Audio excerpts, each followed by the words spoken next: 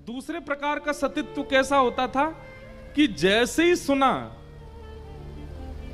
कि पति ने प्राण त्याग दिए तो प्रतीक्षा नहीं की कि उनका शव आवेगा, चिता रखेंगे, उस पर हम बैठे, नहीं, सुनते ही अपनी योगाग्नि में तुरंत प्राण त्याग दिए। वो नहीं है तो हम जीवित रह के क्या करें। ये दो प्रकार के सतीत्व, और इसका वर्णन हमारे श्री जगन्नाथ महाप्रभु के परम भक्त श्री जयदेव महाप्रभु के चरित्र में आता है।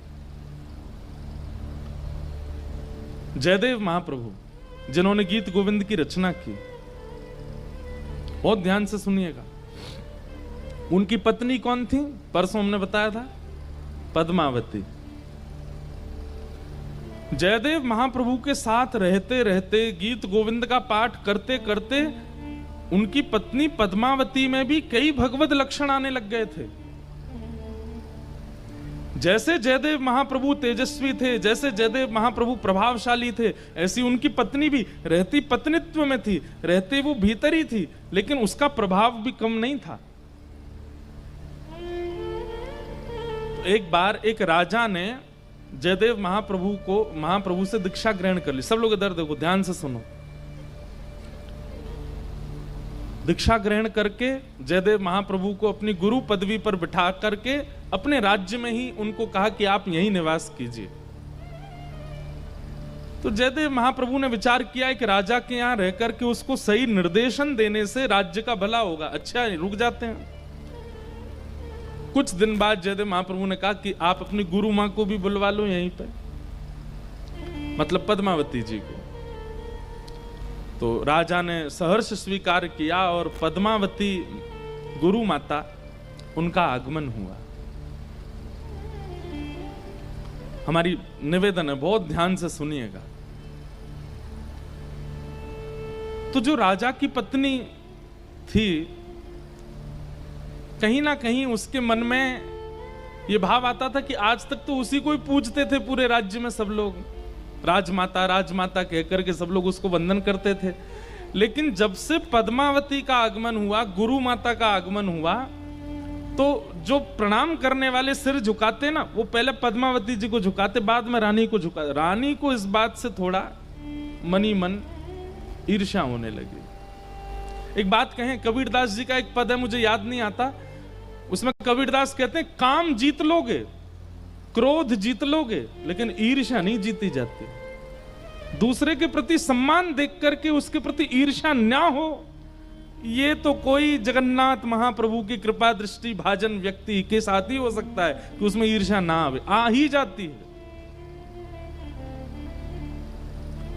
अरे लोग बाग हमसे मिलने आते हैं तो आजकल इतनी भीड़ हो जाती कि लाइन लगा के आते हैं। अब पीछे वाला व्यक्ति देख रहा है कि आगे वाले से महाराज जी कैसे मिले, इसको कहां कहां छुआ, इसके सिर पे हाथ धरा, मेरे कंधे पे ही धरा है, उसके प्रति ईर्ष्या कर लेते हैं और फिर दोबारा आते हैं, महाराज जी मेरे भी यहीं धरो।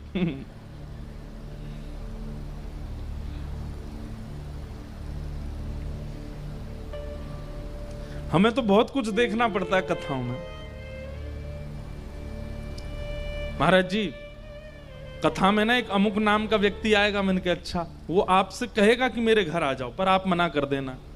मैंने कहा भाई तुम कथा करा रहे हो, तुम बात कर ले, नहीं हम तो हाँ ही बोलेंगे उसको, हम तो कहेंगे कि भाई हम ले आएंगे महाराज जी को, लेकिन आप मना कर दोगे तो फिर बाद में पता चलता है कि ये दोनों आपस में बिजनेस में ईर्ष्या युक्त रहते हैं, इसलिए मना करवा देते हैं। राहुल केला में हम किसी के घर नहीं जाएं तो वो मत सोच लेना, ऐसा यहां नहीं है, ये हम कहीं और की बात बोल रहे हैं। अब तो हम कहीं जाते ही नहीं है, अब जाना बंद कर दिया, अब किसी के यहाँ नहीं जाते। जहां कथा होती बस वहीं रुकते हैं, बहुत कम मंदिर चले जाएंगे, बाकी किसी के घर तो बहुत मुश्किल से जाते हैं। वो बात अलग है, पहले कहीं कथाएं हुई हैं वहां घरों में गए हैं तो उनके यहाँ तो चले जाते हैं, पर अब और कहीं नहीं जाते। वो लोगों में प्रतिस्पर्धा हो जाती है, ईर्ष्या हो जाती है एक दूसरे में, इसके घर कैसे आ गए। अब भाई हमारी उपस्थिति से ईर्ष्या यदि युक्त हो रही तो डंडे हम में पड़ेंगे बाद में जगन्नाथ जी से, बोले तुम गए और नगर में कथा करके ईर्ष्या उत्पन्न करवाया है दो लोगों में। तो पद्मावती अब पद्मावती का जब से राज्य में आगमन हुआ, वो तो गुरु माँ है, जयदेव महाप्रभु की पत्नी, उनको थोड़ा सम्मान देने लगे सब लोग, और इस बात से राजा की पत्नी को स्वीकार नहीं होता था।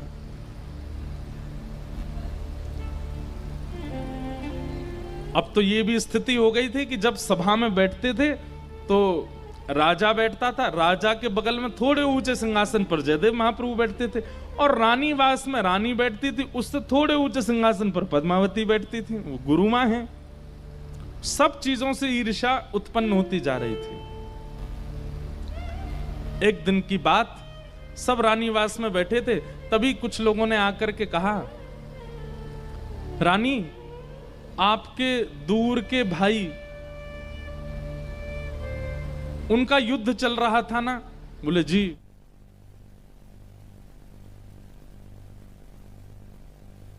रानी बड़ी व्याकुल हो गई इस बात को सुनकर के। मेरे भाई वीरगति को प्राप्त हो गए। पद्मावती जी वहीं बैठी थे। रानी रो करके बोली, मेरे भाई वीरगति को प्राप्त हो गए। अभी तो ब्याह हुआ था उनका, उनकी पत्नी अभी युवा है, अभी तो संतान भी नहीं हुई है उनके यहां, और भैया वीरगति को प्राप्त हो गए। तभी अगले दिन समाचार आया कि उनकी जो पत्नी थी, भाई की जो पत्नी थी, उसने सतीत्व ग्रहण कर लिया। अपने पति के साथ ही चिता में बैठ करके सतीत्व को ग्रहण कर लिया। अब ये बात जब रानी को पता चली तो रानी ने अपने पूरे रानीवास में कहा, मेरी भाभी का त्याग देखा आप लोगों ने? मेरे भैया के प्राण चले गए तो उन्होंने भी सतीत्व ग्रहण कर लिया, वो सती हो गई। चिता पर बैठ करके उन्होंने भी त्याग कर दिया अपने जीवन का। तो ये बात सुनकर के पद्मावती जी बोली, बहुत बहुत ऊंची स्थिति है तुम्हारी भाभी की।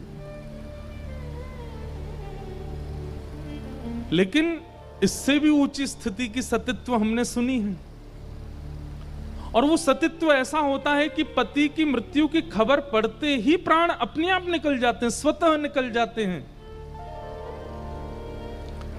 अब ये बात तो उनने सहज भाव से कही, लेकिन पद्मावती की इन बातों से रानी को लगा कि ये मेरी भाभी का उपहास कर रहे हैं। एक तो उन्होंने सतीत्व को ग्रहण किया, ऊपर से ये कह रही है कि उससे भी बड़ा सतीत्व कुछ होता है।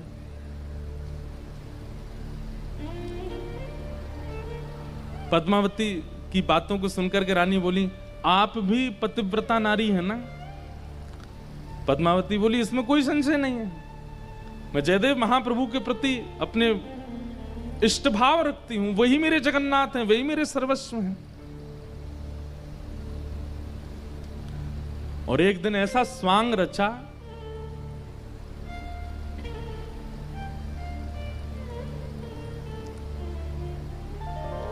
रानी ने आकर के ऐसी रानीवास में और थोड़ा नाटक जैसा किया और रोते हुए आई और आकर के बोली, अरे हम तो अनाथ हो गए, हमारे परम सदगुरुदेव श्री जयदेव महाप्रभु वो तो भगवत धाम को प्रस्थान कर गए। पद्मावती बैठी थी वहीं पर। बोले, अपने आप को बहुत बड़ी सतीत्व मानती हैं, उस दिन मेरी भाभी का उपहास कर रही थी, आज इनको देखती हूँ। तो रानी आकर के बोली, हमारे परम गुरुदेव श्री जयदेव महाप्रभु वे तो भगवत धाम को प्रस्थान कर गए, हाय हम तो अनाथ हो गए। रानी रोने लगी। पद्मावती जी बैठी थी वहीं पर। पद्मावती जी ने नेत्र बंद किए तो नेत्र बंद करके पता चला कि वो तो राजा के साथ 3 दिन के प्रवास पर गए। तो तुरंत सामने जल का पात्र रखा था, जल भर के रानी को देने लगी पद्मावती। बोले कि पी लीजिए, हमारे पतिदेव सुरक्षित हैं, वो राजा के साथ गए हैं 3 दिन के प्रवास पे पास के गांव में, हमने अभी अभी नेत्रों से ध्यान लगा करके देख लिया है। अरे नहीं नहीं, मुझे सच्ची खबर मिली है। तभी एक दूत को बुलाया, दूत को बुला करके पद्मावती बोली, अभी इसी वक्त पता करो राजा और श्री जयदेव महाप्रभु कहाँ हैं। दूत ने 2-4 घंटे में खबर करके बोले, मान आप सत्य कह रही हैं, पास के एक क्षेत्र में राजा के साथ 3 दिन के प्रवास पर गए हैं। अब ये बात सुनकर के तो रानीवास में तो सब लोग नतमस्तक हो गए। बोले, हमने आज तक सतियों की चर्चा सुनी, लेकिन साक्षात सती तो पहली बार देखी, जो यहां बैठे बैठे ये पता कर लेती कि मेरे पति कहां हैं। अब इससे रानी को और ईर्ष्या हो गई, बोले कि ये तो और ज्यादा इनकी श्रेष्ठता हो गई, अब तो उन्हीं के पास भीड़ लगी रहती है।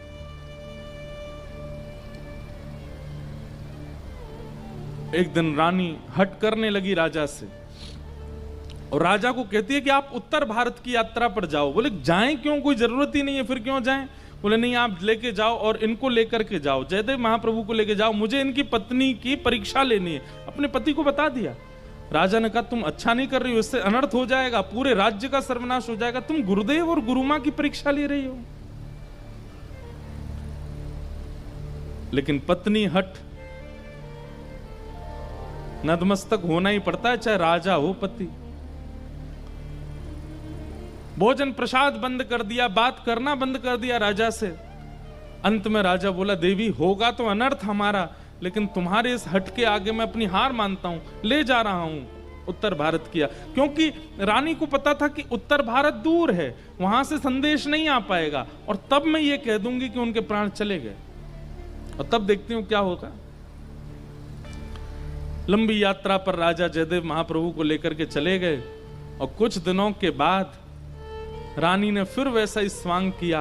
अब तो पूरी सभा में ऐसी योजना बनाई कि दूत पत्र लेकर के आएगा, बाकायदा आकर के सब रोएंगे, सब लोग हाहाकार मचाएंगे कि जयदेव महाप्रभु चले गए। तब देखती हूं क्या होगा। और एक दिन वही हुआ, रानीवास में एक दूत आया, आकर के चिल्ला चिल्ला करके कहने लगा हमारे परम पिता, हमारे साक्षात गुरुदेव श्री जयदेव महाप्रभु का भगवत धाम गमन हो गया। राजा ने स्वयं पत्र लिख करके भेजा और नीचे हस्ताक्षर किए हैं, 15 दिन के अंदर उनका शव लाया जाएगा। सब लोग रोने लगे, लेकिन पद्मावती अभी भी जानती हैं कि कुछ हुआ नहीं है। लेकिन इस रानी को बहुत पड़ी है मेरे सतीत्व को देखने की,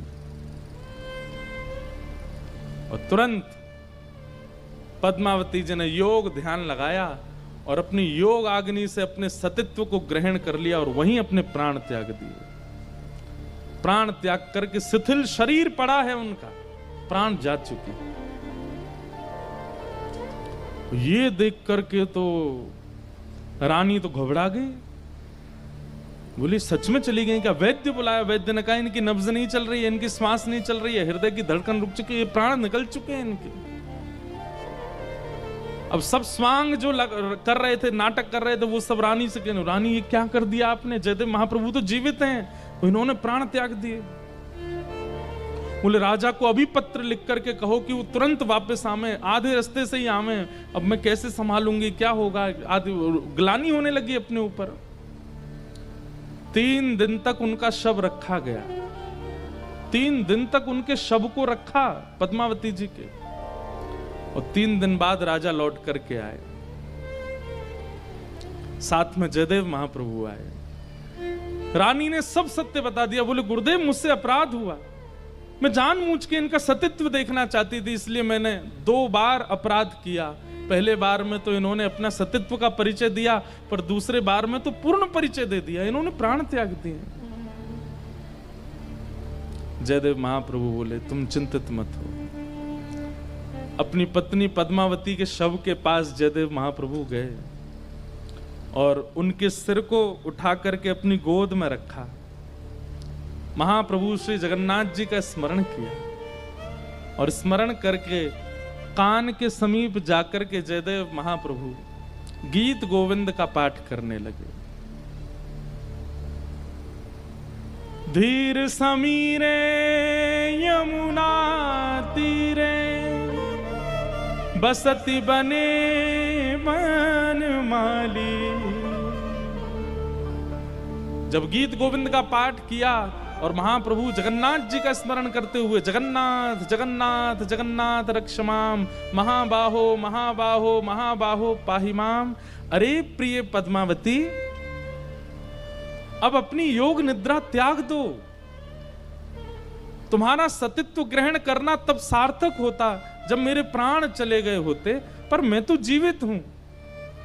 तुम तुरंत वापस आ जाओ। देखो रानी व्याकुल हो रही है, सब राज्य के लोग व्याकुल हो रहे हैं। अब विलंब मत करो, महाप्रभु जगन्नाथ की सेवा में अभी तुम्हें बहुत समय व्यतीत करना है, तुरंत वापस आ जाओ। जैसे ही कान में ये बात कही, जयदेव महाप्रभु ने तुरंत पद्मावती उठ करके खड़ी हो गई और सबके सामने ये सतीत्व देख करके सब नतमस्तक हो गए। राजा तो पूर्ण समर्पित था जयदेव महाप्रभु को, लेकिन आज पत्नी और पूरा राज्य पूर्ण समर्पित हो गया जयदेव महाप्रभु को। बोले कि आप वैष्णव बंधुओं चमत्कार नहीं दिखाता। एक बात ध्यान से सुन लीजिएगा, वैष्णव भक्त चमत्कार नहीं दिखाता। वैष्णव भक्त की सामान्य क्रिया पर ठाकुर जी चमत्कार करते हैं, वो नहीं करता है। उसका ना विश्वास होता है, ना उसकी स्थिति होती है। ठाकुर जी करते हैं लीला तो। और ऐसे सतीत्व का उन्होंने स्थापन किया। उसके बाद रानी ने पद्मावती जी के चरणों में बैठ करके शिक्षा ग्रहण की कि आपके जैसे मैं कैसे सती बनूं अपने पति के लिए। और श्री पद्मावती जी ने फिर उनको सतीत्व का पाठ पढ़ाया। पति के प्रति कैसी भावना, उनके प्रति कैसी श्रद्धा, कैसा नियम, आदि आदि सब। और सतीत्व केवल स्त्रियों का नहीं होता है बंधुओं, पुरुषों का भी होता है। एक पत्नी प्रति पति भी होते हैं। और एक बात आपको बता दें, मैं कितनी बार कथाओं में कह चुका, इंटरव्यूज में कह चुका हूं, दुनिया में सबसे बड़ा व्रत यदि कोई है तो वो एक ही है। क्या? किसी एक के ही रहो हमेशा। ये सबसे बड़ा व्रत है। अपनी बुद्धि में, अपने नेत्रों में, अपने मन में किसी अन्य का विचार भी ना आना, एक के ही सदा रहना। इससे बड़ा व्रत ना तो सोमवार का है, ना तो प्रदोष का है, और ना एकादशी का है। ये सबसे बड़ा व्रत है, पत्नी व्रत, पति व्रत। आज उत्तरा द्वारिकाधीश से कह रही है कि मैं तो अपने पति अभिमन्यु के साथ प्राण त्यागना चाहती थी, लेकिन तब मेरे मन में आया कि मैं गर्भवती हूं, मेरे गर्भ में बालक है। भले ही मेरे पति चले गए, लेकिन इस बालक को मैं जन्म दूंगी और द्वारिकाधीश श्री कृष्ण का परम भक्त बनाऊंगी, इसलिए मैं जीवित बैठी थी। लेकिन आज ये ब्रह्मास्त्र मेरे ही बालक को मारने के लिए आ रहा है श्री कृष्ण, मेरा जीवित रहना, इससे अच्छा तो मैं सती हो जाती। हे द्वारिकाधीश, मेरी रक्षा करो। उत्तरा ने भगवान के चरणों में नतमस्तक होकर के जब प्रार्थना की है, भगवान श्री कृष्ण रथ पर चढ़ चुके हैं द्वारिका जाने के लिए, लेकिन उत्तरा की उस करुण पुकार को सुनकर के ठाकुर जी नीचे उतर आए। और एक रूप से तो भगवान बाहर खड़े हैं, और दूसरे रूप से अंगुष्ठ मात्र वायु का रूप धारण करके उसके गर्भ में भीतर प्रवेश करके अपनी चक्रा नाम की गदा को भगवान ने इतनी द्रुत गति से आकाश में घुमाया,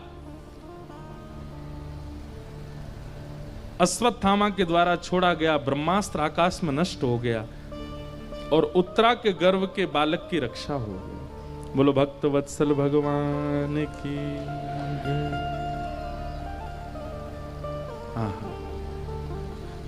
कि नमस्ये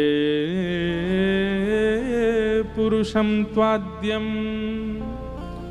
ईश्वरं प्रकृते परम् अलक्ष्यं सर्वभूतानां अन्तर्बहिरवस्थितम्। एक बात कहें, वैष्णव जीवन में आने वाली आपत्ति, पीड़ा, विपत्ति, विपरीतताओं से तो डरता नहीं, वो मृत्यु से भी नहीं डरता है। नाम जापक की ऐसी स्थिति हो जाती है, ठाकुर जी की अर्चना सेवा करने वाला वो ऐसा हो जाता है, उसको फिर पीड़ा, भय ये सब नहीं सताते हैं। अरे मृत्यु का भी भय नहीं रहता, मृत्यु आवे तो आ जाए, बस उसकी एक ही चिंता रहती है कि हे नाथ, मेरे कहीं प्राण तो चले जाएं, पर प्राण जाते समय किसी विषय का चिंतन ना हो, चिंतन आपका हो।